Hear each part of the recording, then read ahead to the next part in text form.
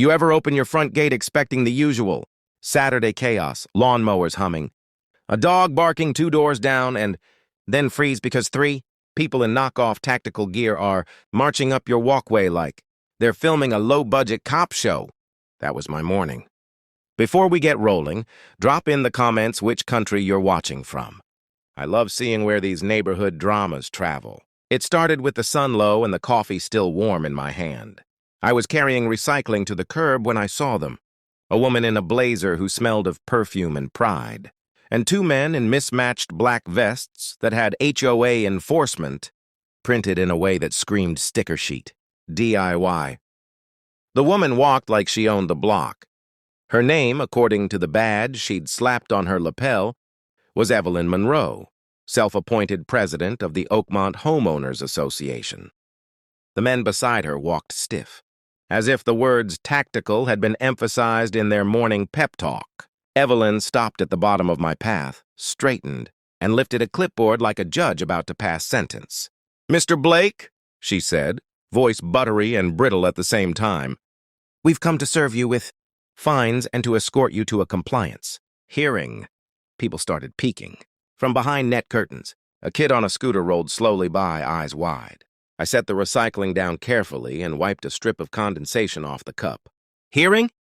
I echoed, deliberately slow. "On my property?"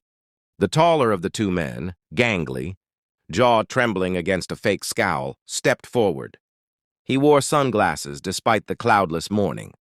"You're in violation of several community covenants," he said, sounding like he'd been coached to use the word covenant. "We have authorization to detain non-compliant residents until law. Enforcement arrive." There it was, detain. The word landed with a weight that didn't belong on a suburban driveway. I scanned them fast. The vests were cheap nylon, the straps frayed, logos off-center. No radio discipline, no police cadence. A nervous swagger here, a rehearsed authority there. Classic cosplay. Still, this kind of thing can spiral. My years in the field taught me to respect the possibility that fools with masks can become dangerous quickly. "Can you show me your warrant?" I asked, casual as someone asking for the Wi-Fi password. The woman's mouth tightened. "We don't need a warrant," she snapped. "We have board approval." The other man produced a laminated sheet that looked like it had been printed off a neighborhood forum. "Property violations, noise complaints, unauthorized exterior changes," he read, as if that made the paper official. Neighbors were out now, porches full, cameras lifting. The air hummed with curiosity and the low static of phones recording. I could have handled this in a dozen quieter ways, but sometimes the theater is the point. "Listen," I said, lowering my voice so the cluster of watchers had to lean in. "There is no legal authority that allows private citizens to detain someone on private property. You're trespassing. You're impersonating officers if you present yourselves as enforcement. Step off my property." Evelyn's eyes flashed. "We're keeping the neighborhood safe," she said, voice thin with conviction. "We're doing what the board asked." That phrase, "we're doing what the board asked," was a classic dodge. Boards have limits. Boards don't give citizens the right to make arrests. Boards don't give people the power to press heavy-handed intimidation. The taller man's jaw worked. "You can come with us peacefully," he threatened. "We'll wait for uniformed officers." "Officers?" I repeated, brow raised. "You mean the real officers, not your cosplay buddies?" A few polite chuckles leaked from the crowd. I didn't push for laughs. I let the silence ripple instead. Then the woman did something that made my skin go cold with recognition. She snapped for escalation. "If you don't comply," she said, "we'll use force to bring you in." That was the sliver of ego, the slip where intention turns to action. The shorter man, boxy, red-faced, the type who's watched too many action movies, pulled something from his vest. Cheap handcuffs, the kind sold in prank stores. He clinked them like a kid showing off a toy. I remember thinking, very clearly, this is going to end badly if I don't take control. Years of doing the job teach you to read threats not just by words, but by muscle memory and motion. The man lunged.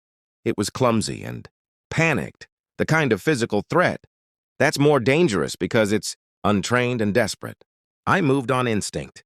Not a fight, not theatrics, just precise, efficient control. A wrist twist, a step aside, the man off balance and down on the concrete before the cheap cuffs could do anything but scrape. The crowd gasped. Phones recorded every centimeter. Evelyn's face shifted from color to chalk as she realized her script had failed. Impersonating officers, unlawful restraint. Trespassing, I said, voice even, letting the legal words land where they would. And that's before you factor in assault.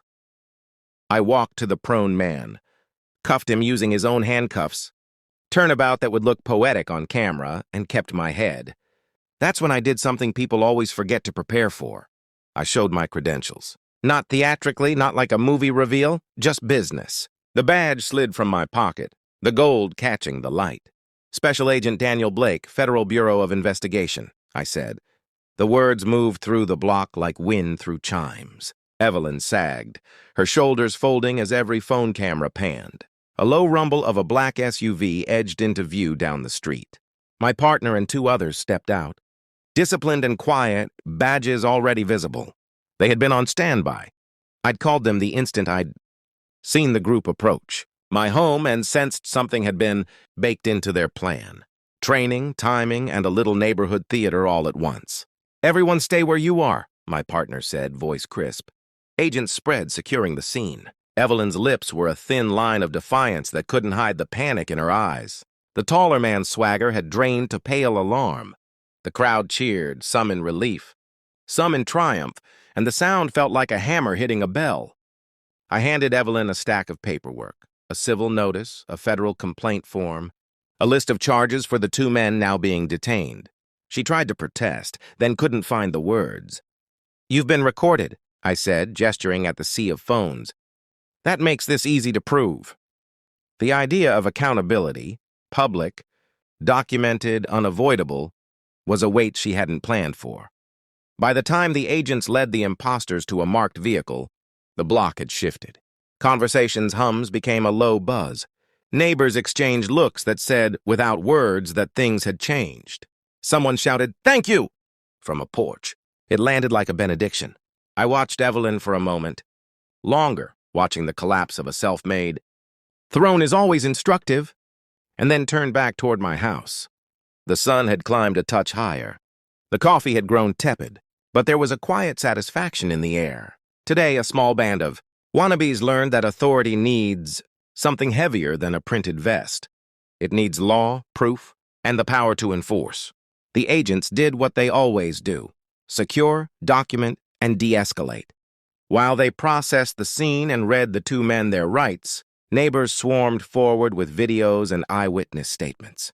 It was messy in the way truth is messy. Angles, timestamps, corroborations, but clean in outcome. Impersonation is not a social faux pas. It's a criminal act, particularly when it includes threats and attempts to restrain someone. Evelyn insisted she'd only meant to protect property values, that she hadn't known the men would act the way they did. The statement broadcast across her features read half true and entirely convenient. People who build power without oversight always rely on a shield of plausible deniability. Today, that shield had more holes than she'd imagined. I stayed on the scene until the paperwork was stacked like a small city. Agents took sworn statements, secured the laminated orders, snapped photos of the fake vests, and collected the prank store cuffs as evidence.